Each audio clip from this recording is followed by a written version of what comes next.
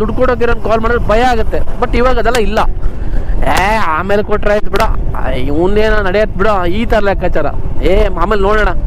ಇನ್ನೊಂದು ಹೇಳ್ತೀನಿ ಕೇಳಿ, ಪ್ರತಿಯೊಬ್ಬರಿಗೂ ಒಂದು ಬ್ಯಾಂಕು ಅಂತಿರುತ್ತೆ, ಇನ್ನೊಂದು ಪ್ರತಿಯೊಬ್ಬರಿಗೂ ಒಂದು ಲೋಕಲ್ ಪ್ರೈವೇಟ್ ಬ್ಯಾಂಕು ಅಂತಿರುತ್ತೆ.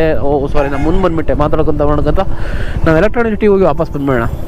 ಏನು ಕೇಳ್ತಾರೆ ನಾನು ಅಂತ ಹೇಳಿದ್ರೆ, ದಯವಿಟ್ಟು ಫ್ರೆಂಡ್ಸ್, ರಿಲೇಷನ್ಶಿಪ್ಪು, ಅಣ್ಣ ತಮ್ಮ, ಅಕ್ಕ ತಂಗಿ, ಚಿಕ್ಕಮ್ಮ ಚಿಕ್ಕಪ್ಪ, ಮತ್ತು ತಮ್ಮ, ಅತ್ತೆ ಮಗ, ಮಾವನ ಮಗ, ಯಾರ ಜೊತೆನೂ ಎತ್ಕೊಬೇಡಿ ಫ್ರೆಂಡ್ಸ್. ಯಾಕಂತೇಳಿದ್ರೆ ಬೇರೆನೆಲ್ಲ ಹೇಳ್ತಿರೋದು ನಾನು, ಸಂಬಂಧ ಹೋಗ್ಬಿಡುತ್ತೆ, 100% ಸಂಬಂಧ ಹೋಗ್ಬಿಡುತ್ತೆ. ಯಾಕಂದರೆ ನೀವು ತೊಗೊಂಡಿರೋ ಟೈಮಲ್ಲಿ ತೊಗೊಂಡಿರ್ತೀರಾ, ಕೊಡೋ ಟೈಮಲ್ಲಿ ನಿಮ್ಮ ಹತ್ರ ದುಡ್ಡಿರಲ್ಲ, ಆ ಟೈಮಲ್ಲಿ ಅವನಿಗೆ ಅರ್ಜೆಂಟ್ ಇರುತ್ತೆ.